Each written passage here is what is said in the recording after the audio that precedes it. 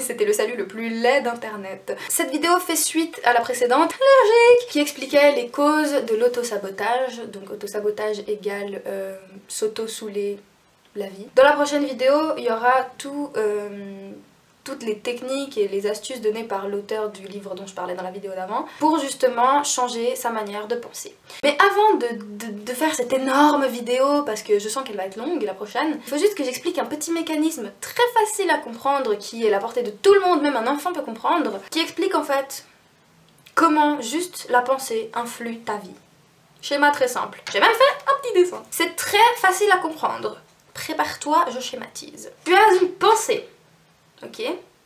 Cette pensée, si tu y prêtes attention, va te provoquer une émotion. Exemple. Oh, il faut que j'aille visiter mon papa.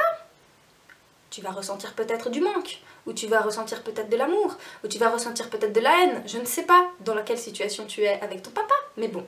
Je schématise. T'as une pensée et une émotion quelconque. Cette émotion va avoir un impact sur toi. Parce que là, on parle de une pensée. On a entre 60 et 80 000 pensées par jour. Donc pas 60 pensées, 60 000 pensées. On a des milliers de pensées par jour. Donc si les pensées auxquelles tu prêtes attention sont des pensées qui te donnent des émotions négatives, par exemple un problème d'argent, et que tu enchaînes les pensées qui te rappellent ce problème, forcément, ta petite jauge d'émotions va augmenter. Genre, je suis un peu saoulée, je suis encore plus saoulée, ah, mais putain, je suis très très saoulée. Et forcément, cette émotion va influencer ton comportement. Donc, c'est très simple, il y a 3 phases. La pensée, l'humeur, le comportement.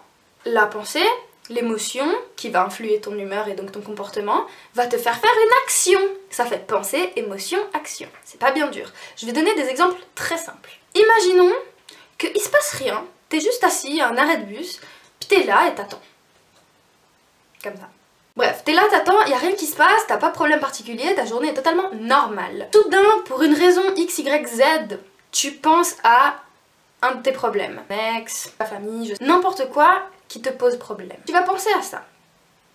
Ça va te faire une mini boule au ventre, un petit pincement au cœur, j'en sais rien, mais voilà, ça va faire forcément un effet. Si tu prêtes attention, parce qu'il y a plein de pensées auxquelles on prête pas attention, par exemple l'écharpe de la voisine, on s'en fout un peu, mais on y pense quand même, si on la voit on se dit ah elle est jolie. Bon bref, on s'en fout. Pour ça, pour dire que les pensées auxquelles on prête attention sont des pensées qui vont avoir un impact sur notre émotion.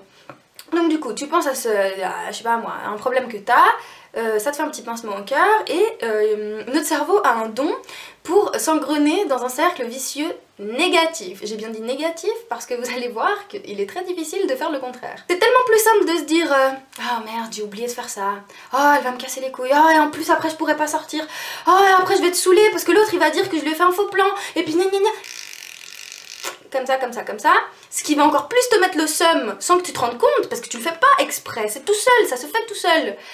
Et du coup, si t'es un petit peu saoulé comme ça, et que même beaucoup, tout seul tu t'énerves, peut-être tu peux même des fois aller jusqu'aux pleurs, ou juste être agressif, ou être méchante avec les gens, sans raison particulière, c'est juste toi tout seul qui a commencé à ruminer des trucs. Et avouer que c'est 1000 fois plus facile de par exemple passer un examen, de dire qu'on va foirer, qu'on devra quitter notre école, qu'on va faire une autre carrière, qu'après on va sûrement la rater comme l'examen qu'on vient de passer, et je vais finir à la rue, j'aurai pas d'argent, je vais mourir sous un pont, plutôt que se dire j'ai passé un examen, je vais être une belle gosse, ça va réussir, tout ira bien. C'est beaucoup plus difficile de se dire ça, n'est-ce pas?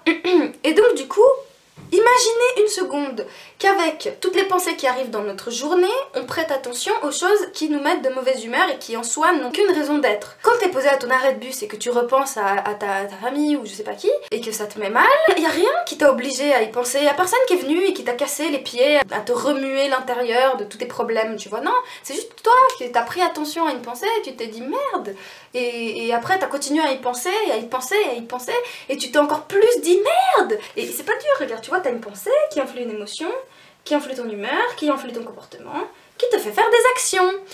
Et dans ta vie, tout ce qui suit dépend de tes actions, de tes choix. Si t'es de mauvaise humeur et que à la place de passer par tel chemin, tu vas passer par tel chemin parce que tu veux pas croiser la sale gueule de je sais pas qui, bah tu vas changer peut-être ton destin, on sait pas, peut-être que si t'étais passé par un autre chemin, bah t'aurais rencontré l'homme de ta vie, ou tu serais tombé sur un vieux pote d'enfance avec qui t'aurais renoué des liens, etc., etc.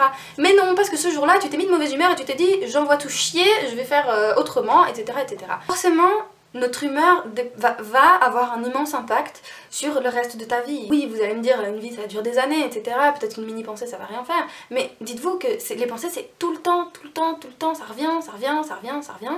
Sans se rendre compte, on se met de mauvaise humeur, etc. On va agir en fonction de ça, vous voyez. Il faut juste que vous fassiez le test avec un ami par exemple. Parlez-lui d'un truc qui lui fait chier et son comportement va changer forcément. Par exemple, t'as une pote, elle vient de se faire quitter. Et toi tu lui poses des questions sur son ex, ou tu lui rappelles juste son ex, ou une connerie du genre. Tout le reste de sa journée, elle va être merdique, parce que peut-être qu'elle voudra pas sortir de chez elle, peut-être qu'elle va un peu mal parler à sa mère, peut-être qu'elle va pleurer toute l'après-midi.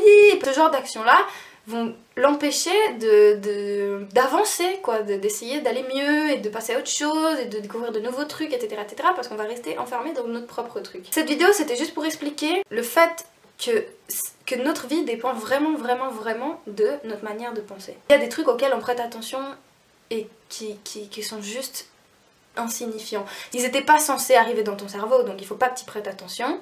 De deux, si c'est le genre de problème qui n'a plus lieu d'être dans, je sais pas moi, 2-6 mois, que tu sais très bien que c'est sur le moment ça va juste te saouler et tu te dis mais de toute façon ça sera passé d'ici quelques semaines, alors n'y pense pas, n'y prête pas attention. En gros, dites-vous que avec ces milliers de pensées qui arrivent, plus vous prêtez attention à ce qui va pas, plus vous avez de chances de passer une sale journée.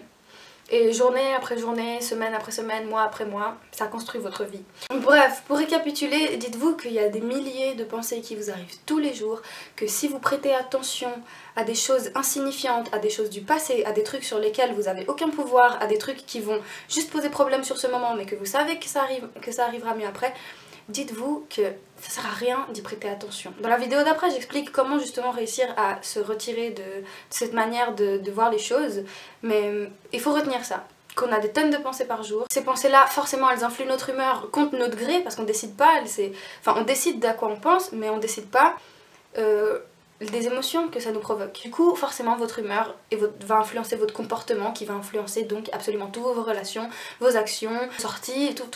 Vraiment tout. C'est la base, c'est la base. J'espère que c'était clair. Pas du tout clair. Ah oui, je voulais juste dire non. Je ne me prends absolument pas pour sociologue, psychologue, neurologue, écrivain, ni rien du tout. J'ai juste envie de traduire entre parenthèses ce que j'ai appris et de peut-être le rendre plus accessible aux autres, bien que le livre que j'ai lu, c'est genre vraiment à la portée de tout le monde. Je m'envole, j'espère t'avoir apporté quelque chose, ne serait-ce qu'une petite chose. Cœur sur vous, sur toi, sur moi, sur tout le monde, et à la prochaine pour la vidéo qui sera la plus importante de cette petite série. Adios.